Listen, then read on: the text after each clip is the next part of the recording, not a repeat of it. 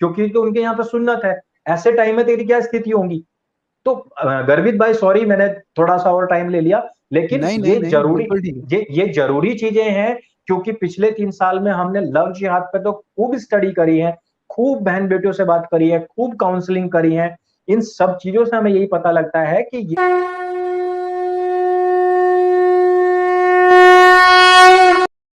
अगर हम इन particular love जिहाद की बात करें, और अभी अजीत भाई ने एक टर्म यूज की, ग्रूमिंग। जी तो इसको हम स्कॉटलैंड में बात करें या इंग्लैंड में बात करें या फिर पूरे समूचे ब्रिटेन में बात करें, तो ब्रिटेन में ग्रूमिंग गैंग्स कहा गया है इसे। तो क्या लव जिहाद को हमें ग्रूमिंग जिहाद बोलना चाहिए, या फिर इसको लव जिहाद ही बोलना चाहिए, या फिर कोई फर्क नहीं पड़ता, या फिर इसको ग्रूमिंग गैंग या ग्रूमिंग जिहाद का नाम देना चाहिए? कौन सा शब्द ज्यादा एप्ट है?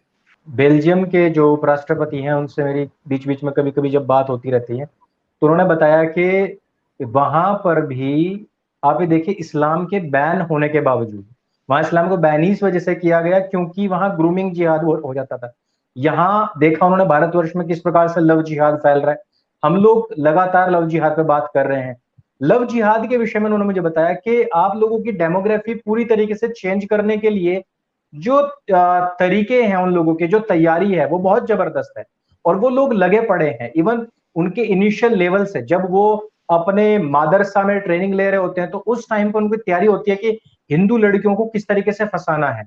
आप किस ऑक्यूपेशन में है, आप पंचर वाले हैं, आप चौक चौराहे पे बैठते हैं, तो आपको क्या करना है, कौन सी लड़की ऐसी है जो साइकिल से जाती है, कौन सी ऐसी लड़की है जो रिक्शा से जाती है, कौन पैदल जाती है, कौन से स्कूल में जाती है, कौन से कॉलेज में जाती है, कितने भाई बहन है, कौन सा मकान नंबर है, किस तरीके का उसका नेचर है। आगे फिर कोई टपरी है जहां पे वो कोई बंदा अब्दुल जो है वो पान बेचता है, वहां से उसके उसके जो चलन है, उसके जो तौर तरीके हैं, उसके जो फ्रेंड्स हैं, उन सब के ऊपर निगाह रखी जाती है। उसके बाद में फिर उनमें जो कुछ हिजाबी बुरके वाली जो लड़कियां हैं, और अजीत भाई ने बताया कि 12-12 साल की लड़कियां, मैं कहता हूँ जो उससे भी छोटी हैं, उससे भी छोटी छोटी बच्चों के ऊपर उन लोगों का फोकस है। जो जम्मू कश्मीर के अंदर 2 लड़कियां उठाई गई थी सिखों की, जिसके बाद में फिर ये सिरसा विरसा गए थे, सड़कों पर उतरे थे, उसमें भी हमने देखा, हमने डू पॉलिटिक्स पे खुद मैंने पढ़ा है कि उस लड़की के 18 साल की होने की तैयारी की गई। बकरे को बकायदा ये देखा गया, वेट की गई कि बकरा कब जवान होगा और कब मेरी बकरीद आएगी और कब मैंने इसको हलाल करना है। तो उन लोगों की तैयारी हमेशा रहती है कि जब वो बचपन में है तो उसको कितना खिलाना है, कितना पिलाना है, कितना उसको तगड़ा करना है, कौन कौन सी चीजें उसके दिमाग में भरनी है। अभी मेरे पास में लव जिहाद का एक केस आया है दिल्ली से ही। तो उस केस में भी यही हुआ कि वो लड़की जब नाबालिग थी, तब से ही उसके पीछे एक मुस्लिम लड़की, हिजाबी लड़की लगाई गई। वो धीरे धीरे धीरे धीरे, पहले वो लड़की उसके साथ मंदिर भी जाती थी। तो इस इन सब चीजों को अगर आप देखेंगे तो इसमें उनका ग्रूमिंग, यहां से वो चीजें स्टार्ट होती हैं। वो किसी भी तरीके से हो सकती है, वो लड़के की भी हो सकती है, उसका इस्लाम में कन्वर्जन भी हो सकता है। जरूरी नहीं है कि उसका लव जिहादी हो, या लड़की, कोई मुस्लिम लड़की किसी लड़के के साथ में लव जिहाद करे। इससे मतलब ही नहीं है, मतलब ये है कि किस तरीके से हमने कन्वर्ट करना है, किस तरीके से हमने सनातन को हार्म पहुंचाना है। और गर्वित भाई, जो अभी थोड़ी देर पहले बात चल रही थी, मैं उसको भी थोड़ा सा इंक्लूड कर लूं इसमें, कि लव जिहाद कहीं डिफाइन है या नहीं है। वो लोग इसको एक कॉन्स्पिरेसी थ्योरी मानते हैं। 320 पेज की पीडीएफ पूरी हमने एक बुकलेट बनाई हुई है, जिसमें हमने अभी तक के जितने भी केसेस जो मीडिया में आए हैं, जो प्रिंट मीडिया में आए हैं, जो डिजिटल मीडिया पे आए हैं, कहीं भी हमने उन सभी केसेस को उठाया है। उन सभी केसेस को हमने स्टडी करा है, और उसमें जो फैसला आए हैं हमने उसको भी स्टडी करा है।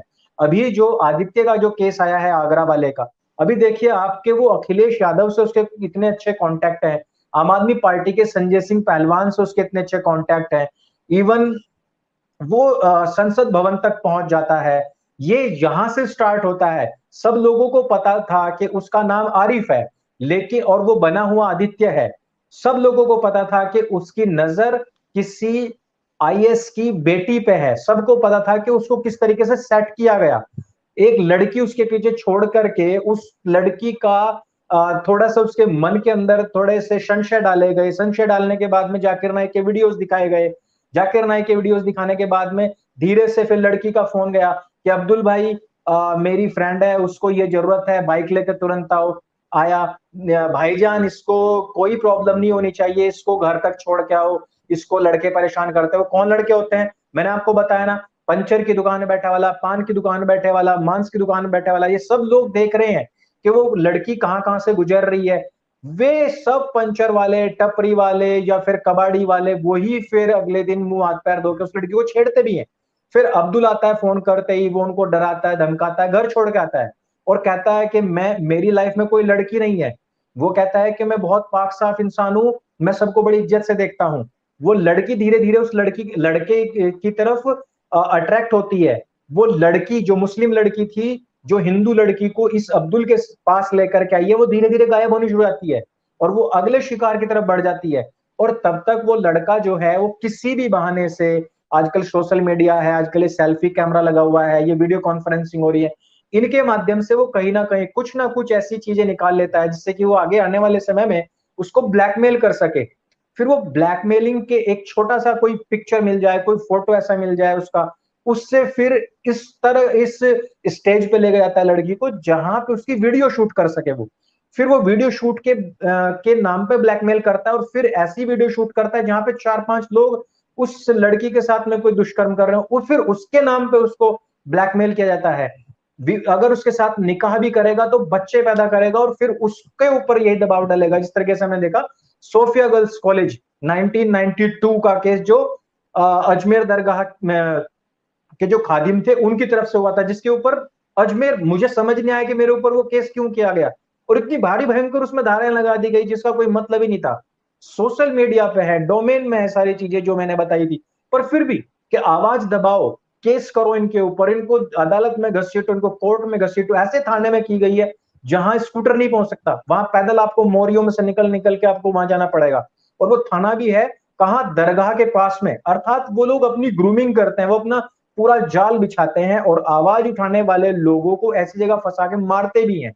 तो इन लोगों का, मैंने बताया आपको 320 पेज की जो हमारे पास पीडीएफ है, वो मैंने जी न्यूज में जब मैं बैठा हुआ था, जब कहा गया कि कोई केस ही नहीं है, तो मैंने कहा उनको कि ये पूरी की पूरी जो है मैं आप लोगों को दे दे रहा हूं, आप इसको अच्छे तरीके से पढ़ लो। मैंने वो पीडीएफ भिजवाई और यकीन नहीं मानोगे कि सुप्रीम कोर्ट का एक वकील उसमें बैठा हुआ था, तथाकथित एक समाज सेविका उसमें बैठी हुई थी, सबको मैंने भिजवाई, लेकिन आज तक किसी का कोई रिप्लाई नहीं आया। तो इसको कॉन्स्पिरेसी थ्योरी कह ही नहीं सकते, क्योंकि हमारे पास में केसेस हैं। जब एक लड़की ये कह देती है कि इस फलाने लड़के ने मेरे साथ में छेड़छाड़ की है, और लड़की अगर नाबालिग है तो डायरेक्ट उसके ऊपर पोक्सो लग सकता है। जब एक महिला ये कह दे कि मेरे से दहेज के नाम पे मेरे को प्रताड़ित किया गया है, पूरे परिवार को जेल में डाला जा सकता है। जब एक व्यक्ति जिसने कि खुद ही किसी व्यक्ति को प्रताड़ित किया हो और खुद ही अपने सिर में ईंट मार के वो कह दे कि हम क्योंकि SC ST हैं इसलिए हमको जाति सूचक शब्द कहे गए, और अदालत उठा करके उन लोगों को जेल में सड़ा देती है, विष्णु जैसे लोगों को, विष्णु तिवारी जैसे लोगों को 20-20 साल की सजा हो जाती है, बेगुनाह लोगों को सजा हो सकती है।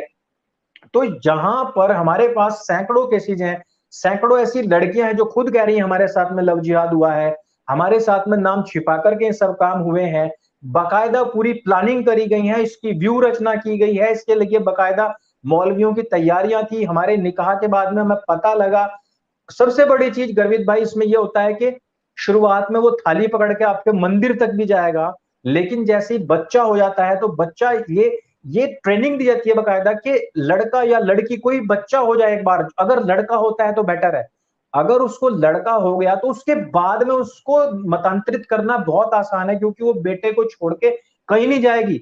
समझ रहे हो आप? जो जो उसका माइक्रो लेवल की जो मानसिकता है उसकी स्टडी की गई है, पूरी साइकोलॉजी उसमें पढ़ी गई है, महिलाओं की साइकोलॉजी क्या होती है, लड़की की किस उम्र में क्या साइकोलॉजी होती है, पीरियड्स के दौरान उसकी क्या साइकोलॉजी होती है, पीरियड्स के इतने दिन के बाद में क्या साइकोलॉजी होती है, घर में अगर एक अकेला भाई है, वो छोटा है तो क्या साइकोलॉजी हो सकती है, बड़ा है तो क्या होगी, इवन वो लड़की कौन सी क्लास में पढ़ती है, उसके पास में कौन सा मोबाइल है, वो कैसे ड्रेस पहनती है, उसके पास में कौन से इक्विपमेंट्स हैं, इन सब चीजों से उसके माइक्रो लेवल, उसके मेंटली जो उसकी पोजीशन है, उन सब चीजों की स्टडी होती है, तब जाकर के इसकी ग्रूमिंग होती है। तो क्यों नहीं हम उसको ग्रूमिंग कह सकते हैं? क्यों नहीं हम कह सकते हैं कि सब चीजें प्लान्ड है? इन वजहों से जो बेटियों को फंसाया जा रहा है, वो लोग, वो बेटियां खुद गवाही दे रही हैं, तो फिर भी क्या हम इससे नकार सकते हैं? इसलिए हमें ये वेट करना ही नहीं है कि कौन अरफा, कौन घोंसले वाली, कौन पंचर वाला, कौन अलाना फलाना ढिमकाना साल्ट फाल्ट, ये क्या कह रहे हैं, हमें इस बात से कोई मतलब नहीं है। जब किसी की एक गवाही के ऊपर, एक बयान के ऊपर किसी भी व्यक्ति को 20 साल तक जेल में सड़ाया जा सकता है, तो यहां सैकड़ों लड़कियां खड़ी होकर गवाही दे रही हैं।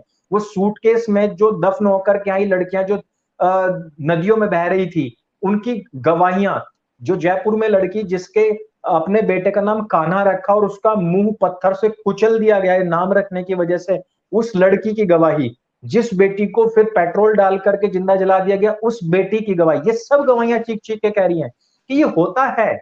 इसमें हम और आप कुछ कर ही नहीं सकते, वो लोग कुछ नहीं कर सकते, ये तो स्वतः सिद्ध है। और मैं तो कहता हूं कि इसके ऊपर तो केंद्र सरकार को, सुप्रीम कोर्ट को संज्ञान लेना चाहिए। एक आधे राज्य को इसके ऊपर कानून बना के काम नहीं करना चाहिए। मैं तो कहता हूं वर्ल्ड कम्युनिटी को साथ आना चाहिए। ऑस्ट्रेलिया, बेल्जियम, आप अमेरिका से इस तरीके के केस आए, कनाडा में भयंकर इस टाइम पे लव जिहाद चल रहा है सिख बच्चों के साथ में। मेरे पास में हफ्ते में तकरीबन 3 लड़कियों के ऐसे केस आते हैं कनाडा में, काउंसलिंग कर दो जी। सिख लड़कियों के, हिंदू लड़कियों के एक से केसेस आ रहे हैं। यहां भारत में चाहे आप एक दूसरे को कितना मारो, कितना ही काटो, चाहे यहां सिख मुस्लिम एकता की कितनी बात करो, वहां देखो आपके साथ में क्या हो रहा है। यहां दलित मुस्लिम एकता की भले कितनी भी बात करो, आप ये देखो ग्राउंड पे आप लोगों के साथ में क्या हो रहा है। बिहार में ये कहकर दलितों को मार दिया गया कि हमारे यहाँ मेहमान नहीं आते तुम्हारी वजह से। तो ये सारी ऐसी चीजें हैं जो हमें स्प्रेड करने की आवश्यकता है। सच्चाई, जो ग्राउंड लेवल की जो सच्चाई है, वो वास्तविकता में अभी तक भी लोगों तक बहुत कम मात्रा में पहुंची है। हम लोगों को इस बात का कोई फिक्र नहीं करना है कि कौन क्या कह रहा है। किसी की कॉन्स्पिरेसी थ्योरी है, बत्ती बनाओ, घुसेड़ दो। कोई भी कह रहा है कि ये सब तो इनके मन के अपने थ्योरीज हैं, घुसेड़ दो।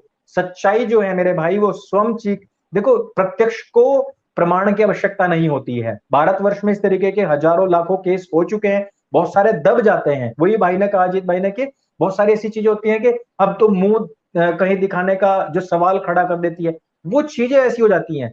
नहीं तो स्वतः सिद्ध चीज को हम तो चीख के कहेंगे, डंके की चोट पे कहेंगे। वो एक चैनल बैन करेंगे, हम दूसरे पे जाएंगे, तीसरा बनाएंगे, प्लेटफॉर्म खड़े करेंगे, ये सलाखों के पीछे भी डालेंगे, तो हम वहां से भी इस चीज को कहेंगे। क्योंकि सच बोलने से कहीं किसी को रोका नहीं जा सकता। और हमारे तो धर्म ग्रंथों में लिखा हुआ है कि सत्य ही आत्मा का वास्तविक स्वरूप है, वो उसी में ही रहेगा, वो उसका निज स्वभाव है।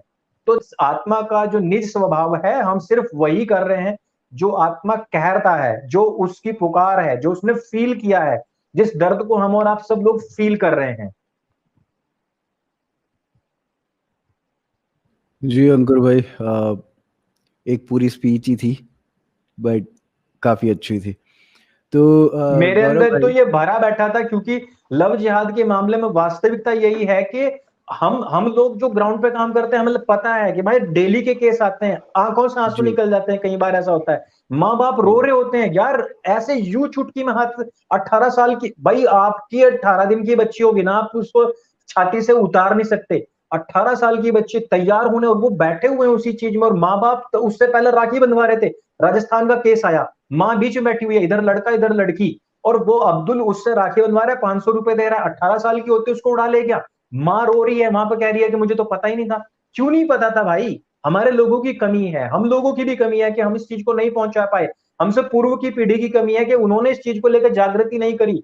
वो हमेशा यूनुस खान को दिलीप कुमार ही समझते रहे, और वो दिलीप कुमार को पूछते रहे। उधर नीचे नीचे वो भले ही पाकिस्तान को कितनी सारी खुफिया चीजें पहुंचा दी हो, हम यहाँ शाहरुख खान को वही चॉकलेटी मैन समझते रहे, और वो नीचे नीचे पता नहीं कितना काम कर गया है। इधर आप आमिर खान को परफेक्शन परफेक्शन के नाम पे पूज रहे हैं, उधर वो देखो 3 बच्चे पैदा कर चुका है खतनाधारी। सैफ अली खान जैसा टुच्चे, मतलब वो इतने, वो खतनाधारी बच्चे पैदा कर चुका है, 4 बच्चे पैदा कर चुका है। ये अभी जिसके ऊपर वीडियो बनाया था, वो दूसरी लड़की को घुमा रहा है, उसके बाप ने यही काम किया है। तो कहा, ये तो लिस्ट बहुत लंबी है, और इसको प्रमोट किया जाता है बकायदा। और हम लोग क्योंकि खड़े हुए हैं, इसी वजह से वो लोग अब एकदम से खुल के सामने आए।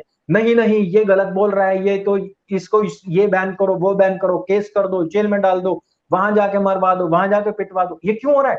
क्योंकि उन लोगों ने 70 साल में जो नैरेटिव तैयार किया, जो जकात फाउंडेशन से पैसा इकट्ठा किया, जो 2.5% एक पंचर वाले से, एक ढेले वाले से ये इकट्ठा करके जो इन्होंने लोगों को बसाया है, उनको सारा असला, ये केटीएम बाइक, ये फलानी कार, ये फलाना जेल सिर में लगाने के लिए, फलाना सेंट, ये जो दे रहे थे, आपकी एक चुटकी बजाते ही ऐसे यूं उनका पूरा का पूरा जो प्रोपेगेंडा था ध्वस्त होने लग गया है। इस वजह से वो आप लोगों के खिलाफ खड़े हुए हैं। मैं तो कहता हूं आप और लोगों को मजबूत होना चाहिए, ये 5 लोगों का पैनल नहीं है, 10 लोगों का होना चाहिए। इन सब लोगों को एक दूसरे के साथ में आना चाहिए, किसी को जरा सी चोट लगे सब एकदम वहां से आ जाए। अरे हमसे तो अच्छे कौवे हैं, एक कौवे को आप डंडा मारो वहां 100 इकट्ठे हो जाते हैं, वो पक्षी होकर अच्छे हैं। हम लोग क्या है, हम लोगों में अब हम अपनी वजह से ही इस हाशिए पे हैं, क्योंकि हम लोग जब भी कोई ऐसी चीज होती है तो हम अपने अपने घोंसलों में जाकर बैठ जाते हैं सुरक्षित। अरे यार मेरे घर में तो नहीं कहीं किसी ने पत्थर मारा है, हमारे में तो नहीं आग लगी है। वही चीज हो जाती है, मुर्गा पिंजरे से निकाल रहे हैं, एक को निकाल रहे हैं तो वही चीखेगा बस, बाकी सब लोग अरे हम तो सुरक्षित है भाई, हम पे तो कोई कसाई ने अभी तक हाथ मारा ही नहीं है।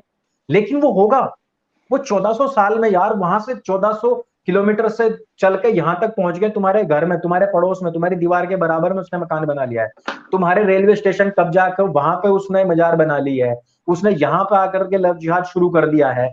अब और कितना वेट कर रहे हो, कितना इंतजार कर रहे हो, और कितनी तुमने लास्ट चेतावनियां देनी है। कहनाजीत भाई का कि 80वीं बार लास्ट चेतावनी दी जा रही है, फिर अगले दिन फिर ट्वीट आया कह रहे 82वीं बार 85वीं बार अगली लास्ट चेतावनी। तो हम हिंदुओं का भी यही हाल है एक्चुअली, कि हम लास्ट चेतावनी दे रहे हैं, फिर से लास्ट चेतावनी दे रहे हैं, फिर लास्ट चेतावनी दे रहे हैं। भाई कुछ एक्ट भी कर लो, कुछ जमीन पर उतर का काम कर लो, अपनी बहन बेटियों से बच्चियों से बात करो उनके साथ में, कि जब आप घर में अपने किसी मक्खी को, किसी मच्छर तक को नहीं मार सकते, वहां तो तुम्हारा जब 3 साल का बच्चा होगा तो बकरा काट के तो उसका खून उसके चेहरे पर लगाया जाएगा, क्योंकि तो उनके यहाँ पे सुन्नत है। ऐसे टाइम में तेरी क्या स्थिति होगी। तो गर्वित भाई सॉरी मैंने थोड़ा सा और टाइम ले लिया, लेकिन नहीं नहीं नहीं, बिल्कुल ठीक है। ये जरूरी चीजें हैं, क्योंकि पिछले 3 साल में हमने लव जिहाद पे तो खूब स्टडी करी है, खूब बहन बेटियों से बात करी है, खूब काउंसलिंग करी है। इन सब चीजों से हमें यही पता लगता है कि ये जो कुछ भी हो रहा है ये आप लोगों के लिए मेडल है। बैन लगता है मेडल है, सस्पेंड होते हो मेडल है, आपके ऊपर एफआईआर होती है मेडल है, क्योंकि आपकी ईंट जो आपने उस सुअर को मारी है वो सही जगह पर लगी है, इसी वजह से उधर से प्रतिक्रिया आई है। एक अकेली लड़की थी जिसको कि लव जिहाद में एक जम्मू के सॉरी कश्मीर के मुस्लिम ने फंसा लिया था। अकेली लड़की थी, प्रॉपर्टी उसके नाम पे काफी थी, तो बहुत सारे लोग ये भी पूछते हैं कि सोल्यूशन क्या है। तो मैंने बोला उनकी फैमिली को कि इस लड़की को अपनी प्रॉपर्टी से तुरंत बर्खास्त कर दो। तो उन्होंने अखबार में छपवा दिया और बर्खास्त कर दिया, तो वो लड़का उस लड़की को छोड़ के तुरंत चला गया।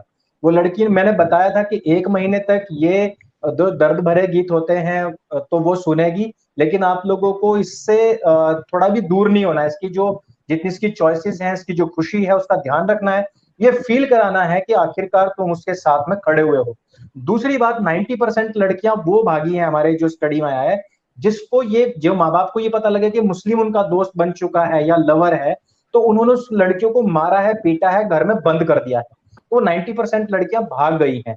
जिन्होंने काउंसलिंग करी है, बातचीत करी है, या फिर उस तरीके का साहित्य उनको प्रोवाइड कराया है कि इस तरीके से होता है, जो पिछले केसेस दिखाए गए, जो उनके साथ में बैठ करके बात करी गई, वो लड़कियां नहीं भागी हैं। तो मैं सभी जितने भी अभिभावक हैं, माता पिता, उनसे यही मैं कहना चाहता हूं कि अपने बच्चों का पूरा ध्यान रखिए, उनके साथ में बातचीत करिए, उनको इतना फ्रैंक बनाइए कि उनका कोई भी दोस्त हो, लड़की हो लड़का हो, वो जब भी कुछ भी करें तो आपसे वो शेयर कर सकें।